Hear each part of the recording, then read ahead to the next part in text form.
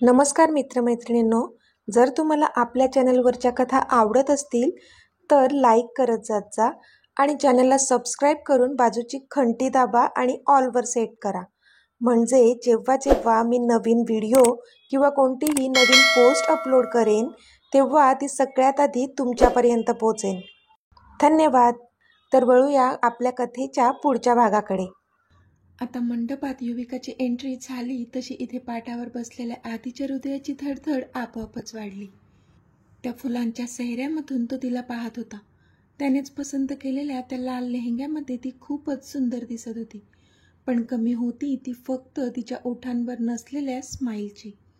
तिच्यासोबत परी आणि अक्षता दोघी होत्या, ज्या तिला मंडपात समीप घेऊन आल्या होत्या. माझी चष्मीस, आपलं लग्न झाल्यावर सगळ्यात आधी मलाच तुझी नजर काढावी लागेल. इतकी सुंदर दिसतेस तू आज, तो मनातच बोलला. पण इतक्यात परीने तिला त्याच्या बाजूच्या पाटावर बसवलं सुद्धा. आणि लग्न मंडपात तिला आपल्या शेजारी नवरीच्या वेशात बसलेलं पाहून पुन्हा एकदा त्याच्या काळजाचा ठोका चुकला. आता पुढे. आई, मी कशी दिसते? मयुरी स्वतःला आरशात पाहत म्हणाली. तिथे नवरा नवरी मंडपात जाऊन बसले सुद्धा आणि तुझं मात्र अजून तयार होणंच सुरू आहे. काय करू मी तुझं मयू? सविता तिला रागवत बोलल्या. तसं तिने तोंड पाडलं. आई, घरचं लग्न आहे आपल्या, मग मी छान तयार पण होऊ नको का? मला सगळ्यांपेक्षा जास्त सुंदर दिसायचं होतं, अगदी नवरीपेक्षा सुद्धा. आणि बघ, दिसते ना मी एका अप्सरेसारखी? मयू स्वतःला आरशात न्याहाळत बोलली. तसं सवितांनी तिच्याकडे पाहिलं.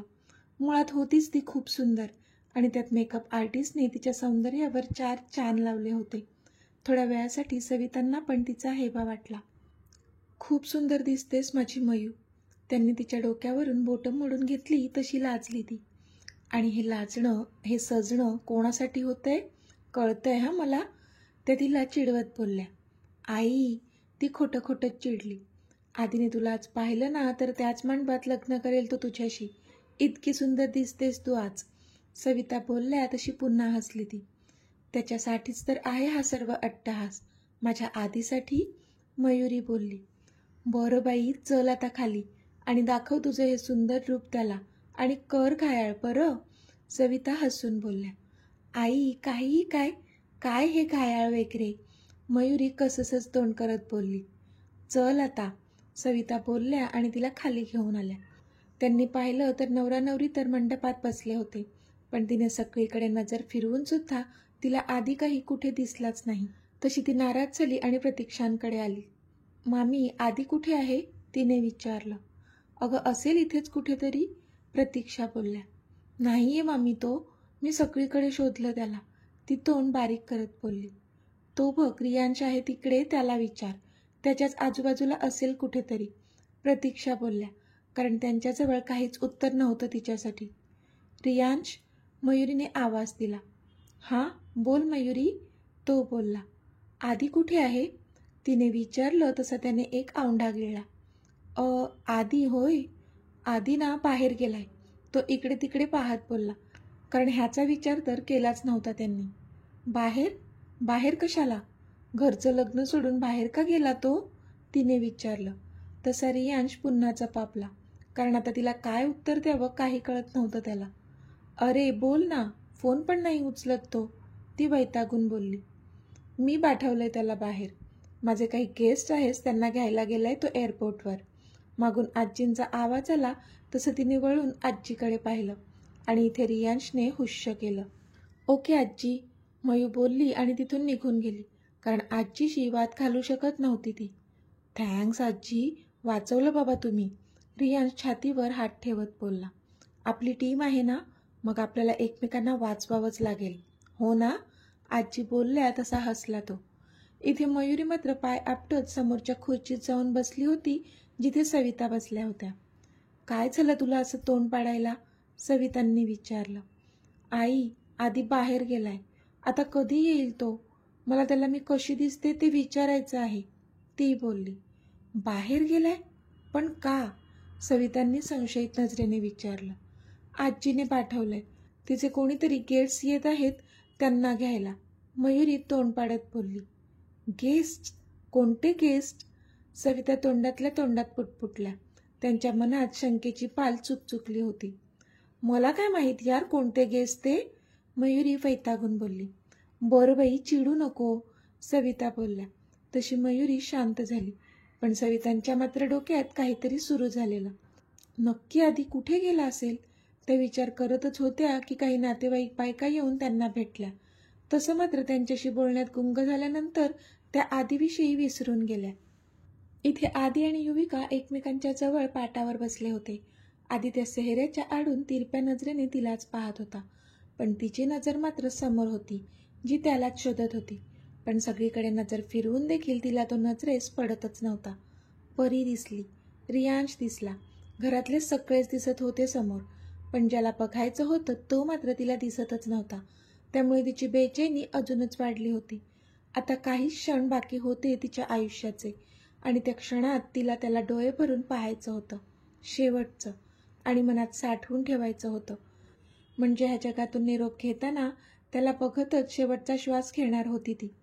पण नाही, तो होता कुठे तिथे, जो तिला शेवटचा दिसेल. म्हणून नाराज झाली ती, दुःखी झाली.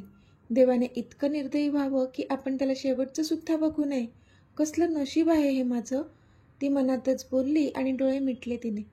पण तिला बिचारीला हे कुठे माहीत होतं की ज्याला ती मंडपभर शोधत होती तो तर तिथेच बसला होता, तिच्या बाजूलाच. भटजी बुवांनी मंत्र म्हणायला सुरुवात केली. तशा लग्नाच्या विधी सुरू झाल्या. आधी जसं भटजी बुवा सांगत होते तसं करत होता, आणि युविका मात्र त्याच्याकडे रागात पाहत होती. आधीला कळत होतं की ती रागात आहे, पण थोड्याच वेळात ह्या रागाचं रूपांतर प्रेमात होणारच आहे, माहीत होतं त्याला. म्हणून तो मात्र गालात हसत होता. ह्या माणसाला तर मी एक क्षणसुद्धा सहन करू शकत नाही, त्याच्या अस्तित्वापासून अनभिज्ञ असणारी ती मनातच बोलली आणि रागात समोर पाहू लागली. भटजींनी सांगितल्याप्रमाणे दोघेही उठले आणि त्यांच्याबरोबर मध्ये अंतरपाट धरलं गेलं, आणि भटजी मंगलाष्टके म्हणू लागले. घरातल्या सगळ्या मोठ्या मंडळींना, म्हणजेच आजोबा, रविराज, यशराज ह्यांना अक्षयचं असं सेहरा वगैरे बांधून लग्नमंडपात उभं राहिलेलं अजिबात आवडलं नव्हतं. पण अक्षयच्या आग्रहाखातीर हे सगळं केलंय असं आकांक्षा, प्रतीक्षा आणि आजींनी त्यांना समजावलं होतं, पण तरी ते नाराज होते अक्षयवर. आता मंगलाष्टके संपले होते आणि शुभमंगल सावधानचा नारा 3 वेळा लावला भटजी बुवांनी. तसे ढोल ताशे वाजू लागले आणि दोघांच्या मधला अंतरपाट दूर झाला आणि दोघांनीही एकमेकांना हार घातले. आधीने अजूनही तो सेहरा डोक्यावरून काढला नव्हता, कारण अजून बाकीच्या विधी व्हायच्या बाकी होत्या. युवी मात्र एखाद्या पुतळ्याप्रमाणे जे सांगतील तशी वागत होती, कारण तिला ना ह्या लग्नात इंटरेस्ट होता आणि नाही त्यासाठी होणाऱ्या विधींमध्ये. मंगलाष्टके पार पडली होती, पण अजून बाकीच्या विधी व्हायच्या बाकी होत्या, आणि आत्ता समोरच्या हवनामध्ये लाह्यांची आहुती द्यायची होती. तुम्ही दोघांनी ही विधी एकत्र पूर्ण करायची आहे, असं म्हणून भटजी बुवांनी थोड्या लाह्या युविकाच्या हातात दिल्या आणि आधीला तिचे हात हातात घेण्यास सांगितले.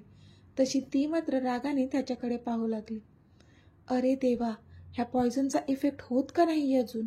तो शॉपकीपर तर म्हणाला होता की अर्ध्या तासात इफेक्ट होईल, पण आता तर इथे 1 तास व्हायला आलाय, तरी अजून मला काहीच का होत नाहीये. मला लग्न नाही करायचं ह्या माणसासोबत, प्लीज देवा, ती मनातच बोलली. कारण विधी सुरू असतानाच आपण ह्या जगाचा निरोप घेऊ म्हणजे अक्षयशी आपलं लग्न होणारच नाही, असं तिला वाटलं होतं. पण जसं तिला वाटलं होतं तसं काहीच घडत नव्हतं. ती विचार करतच होती की तिच्या पाठी उभा राहून आधीने त्याचे दोन्ही हात तिच्या हाताखाली धरले. तशी मात्र एक थंडगार वाऱ्याची झुळूक तिच्या मनाला स्पर्शून गेली आणि तिने डोळे बंद केले, कारण हा स्पर्श तिला ओळखीचा होता, तिच्या आधीचा स्पर्श. असा कसा विसरणार होती ती? आधी, तिच्या मनाने त्याला साथ घातली आणि ती मागे वळून त्याच्याकडे पाहण्याचा प्रयत्न करू लागली. पण भटजी मंत्र बोलत होते त्यामुळे तिला मागे पाहताच आलं नाही. तो मात्र गालात हसला, कारण त्याला कळलं होतं की त्याचा स्पर्श ओळखला होता तिने. जशी ती विधी पूर्ण झाली, दोघेही पुन्हा पाटावर बसले. ह्यावेळी त्या सेहऱ्यातून ती त्याचा चेहरा पाहण्याचा प्रयत्न करत होती, पण ऑब्वियस होतं ते, तिला दिसत नव्हताच तो. जरी तिला वाटत होतं की तो तिच्या आधीचा स्पर्श आहे, पण आपण त्याच्याच विचारात कधीपासून गुंग आहोत, म्हणून कदाचित आपल्याला तसं जाणवलं असेल असं तिला वाटलं, कारण तो इथे असणं शक्यच नाही. तो तर मयुरीशी लग्न करणार आहे आणि आपल्या बाजूला बसलेला माणूस अक्षयच आहे म्हणून हृदयाचं सोडून बुद्धीचं ऐकायचं ठरवलं तिने आणि पुन्हा एकदा रागीट कटाक्ष टाकला त्याच्यावर. भटजींनी मंत्रोच्चार सुरू ठेवले होते आणि एक एक करून सगळ्या विधी होत होत्या. सप्तपदी सुद्धा झाली. आधी अगदी आनंदाने सगळ्या विधी पार पाडत होता, पण युविकाचं मात्र कशातच लक्ष नव्हतं. तिची भिरभिरणारी नजर आधीला शोधत होती. एकदा शेवटचं त्याला जे बघायचं होतं तिला. कधी एकदा त्या औषधाचा इफेक्ट होतो आणि आपण खाली पडू असंच तिला वाटू लागलं होतं, पण अजूनही तिला काहीच झालं नव्हतं. आणि लग्नाच्या विधी मात्र एक एक करून पार पडू लागल्या होत्या, जे तिला अजिबातच नको होतं. म्हणूनच अस्वस्थ झाली होती ती. थोडा वेळ असाच गेला. आधी पूर्णपणे त्या लग्नाच्या विधीमध्ये गुंग झाला होता आणि ती मात्र एका स्टॅच्यूसारखी फक्त त्याच्या बाजूला बसली होती. विधी सुरू होत्या आणि आत्ता मात्र हळूहळू तिला अस्वस्थ झाल्यासारखं वाटू लागलं. अंगाची थोडी थरथर वाढली. तशी तिच्या ओठांवर स्माईल आली, कारण तिला कळलं होतं की त्या पॉयझनचा इफेक्ट व्हायला सुरुवात झाली होती.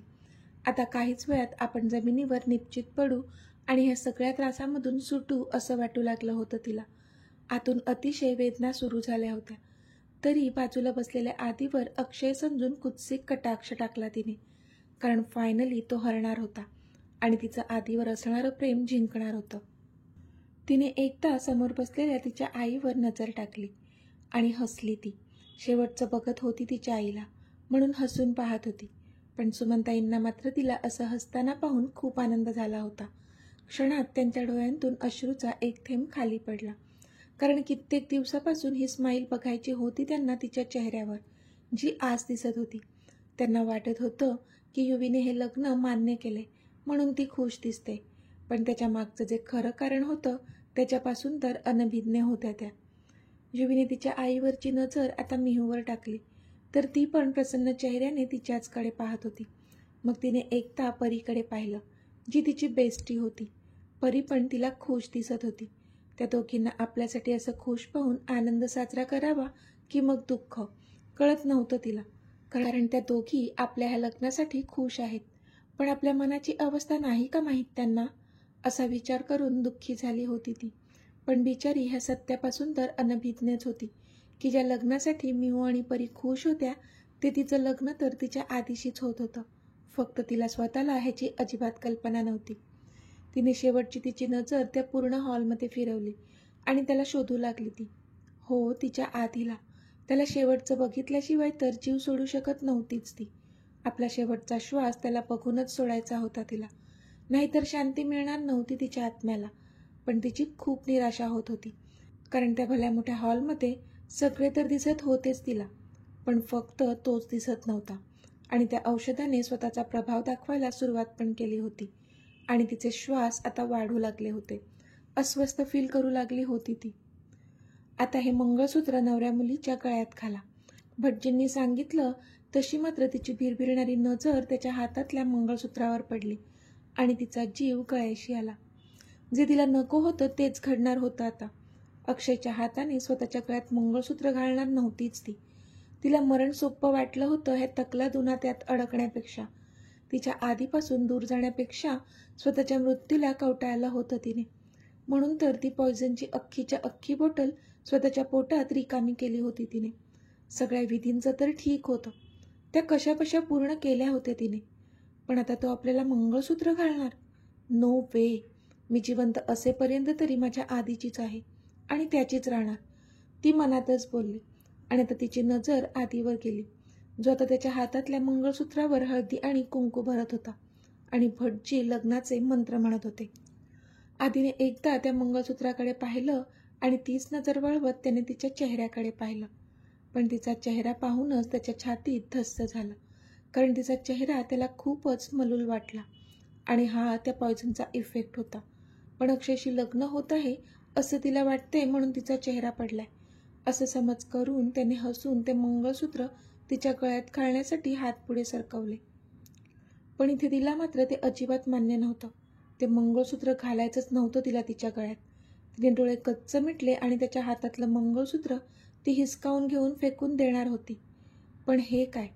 तिचे हात थरथरायला लागले होते, जे की तिच्या मेंदूने त्यांना दिलेली ऑर्डर पाळतच नव्हते. तिचे हात एवढे जड झाले होते की प्रयत्न करून सुद्धा हलत नव्हते ते. तिला सुधरत नव्हतं काय करू, पण अंगात एवढी ताकद राहिलीच नव्हती तिच्या. त्या पॉयझनने त्याचं काम केलं होतं. त्याला प्रतिकार करायचा होता तिला, पण शरीर साथ देत नव्हतं. एखाद्या पुतळ्यासारखी बसून राहिली होती ती त्याच्या बाजूला. तिला विचार करायला वेळ देखील मिळाला नाही आणि आधीने हसून तिच्या गळ्यात मंगळसूत्र घातलं देखील.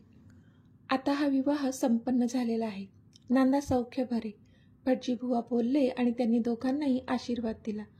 तसा इथे खाली बसलेल्या सगळ्यांनी टाळ्यांचा एकच कडकडाट केला आणि तिने भरल्या डोळ्यांनी एकदा त्या समोर बसलेल्या सगळ्यांकडे पाहिलं आणि नंतर स्वतःच्या गळ्यात घातलेल्या त्या मंगळसूत्राकडे. कारण एवढं करूनही सगळं संपलं होतं. अजून ती जिवंत होती आणि तिच्या गळ्यात अक्षयच्या नावाचं मंगळसूत्र देखील येऊन पडलं होतं आणि ती काहीच करू शकली नव्हती. म्हणून अतीव दुःख होत होतं तिला. आपण मरू ते पण ह्या नालायक माणसाची पत्नी असल्याची ओळख घेऊन. तिला अजिबात मान्य नव्हतं ते, पण डोळ्यातून अविरत अश्रू ढाळण्याशिवाय आता ती काहीच करू शकत नव्हती, कारण लग्न तर झालं होतं. आधी मात्र हसून तिच्याकडे पाहत होता, कारण त्याला जे हवं होतं ते साध्य झालं होतं. त्याने ते करून दाखवलं होतं. त्याची स्वीटी आता त्याची हक्काची पत्नी बनली होती. त्याने समाधानाने डोळे मिटले आणि वर बघून देवाचे आभार देखील मानले. थोडेसे डोळे पाणावले देखील त्याचे, कारण हे सगळं करणं अजिबात सोपं नव्हतं त्याच्यासाठी. पण त्याने हिमतीने ते करून दाखवलं होतं, म्हणून तो खूप खुश होता. पण ती मात्र रागात अक्षरशः थरथरत होती. तिच्या डोळ्यात आग उतरली होती. तिच्या मनात किती जास्त राग उफाळून आला होता हे तर तीच फक्त जाणत होती. पण तो राग देखील व्यक्त करू शकत नव्हती ती, कारण त्या पॉयझनच्या प्रभावामुळे तिचं शरीर काहीच रिॲक्ट करत नव्हतं. ती रागात त्याच्याकडे पाहतच होती की इतक्यात थांबवा हे लग्न. ओरडण्याचा जोराचा आवाज आला तसे सगळेजण त्या दिशेने पाहू लागले. पण समोर उभ्या असलेल्या त्या व्यक्तीला पाहून तर सगळेजण शॉक झाले होते, कारण तो व्यक्ती दुसरा तिसरा कोणी नसून अक्षय होता. अक्षय इथे आहे तर मग लग्न मंडपात कोण आहे?